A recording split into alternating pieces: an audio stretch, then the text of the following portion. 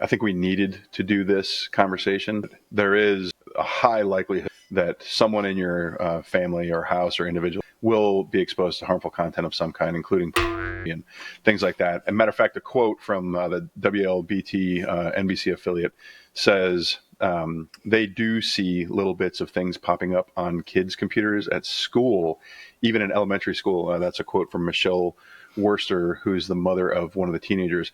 And so the likelihood of somebody being exposed in the home is huge, but also what we're seeing is it's happening everywhere. It's not just happening in the home. Harmful content, it can be accessed at the workplace, it can be accessed at the schools, it can be accessed at home. Literally, there is no place that is safe from the exposure to that kind of harmful content. And so the likelihood, it's really more of a when than an if. And matter of fact, today I was getting my hair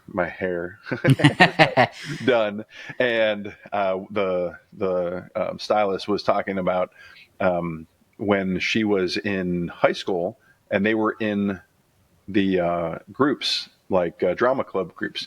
Somebody in drama club sent a link that included, and so they're not even they weren't even looking for it. They're in a school drama club chat group, all the people that are a part of that group, and some person in that group decided, this is going to be funny, send to people.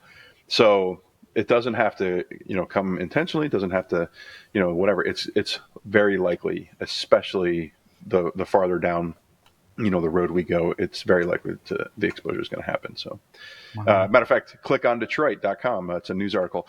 Common Sense, this is our quote, Common Sense Media survey finds average kids were exposed to was 12-year-olds. Just in the studies and the conversations we've had a few episodes back, there's 6, 7, and 8-year-olds. A lot of times it's maybe not even intentional that the older child that is using it or discovered it meant to give it to the younger child. They may have just not known how to get rid of it, and the younger child stumbles across it.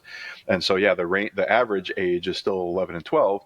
The quote goes on to say more than half reported seeing adult content accidentally while clicking on links they didn't realize would lead to, and about 41% reported to seeing online during the school day. So this is another news article, not even the same affiliate, talking about it happening during the school day. So if you're a homeschool parent or a public school, private school parent, whatever, during the school day, at some point, the reports are coming in saying that the children are being exposed and family members are being exposed during the school day, which is when you'd expect them to be safer.